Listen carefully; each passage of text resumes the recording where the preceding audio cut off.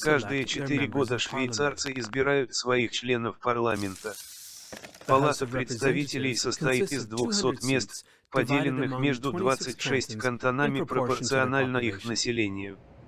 Кантон Цюрих с населением более 1 миллион человек имеет 35 мест, а кантон Луи – 36 тысяч человек и только одно место.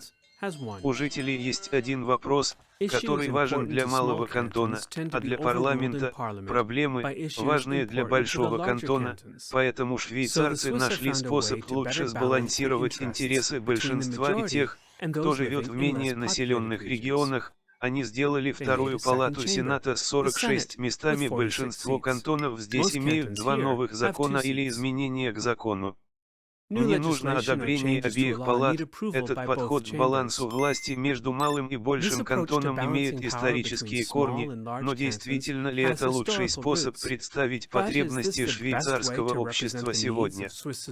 Появляется все больше и больше призывов к переменам, появляются предложения изменить представительство в Сенате, давая большой кантон 3 места и малые только 1. Считают, что отдельный кантон больше не должен рассматриваться как политический единица, вместо этого Сенат должен представлять конкретные интересы различных частей районов страны, которые не обязательно аккуратно содержатся в границах кантона.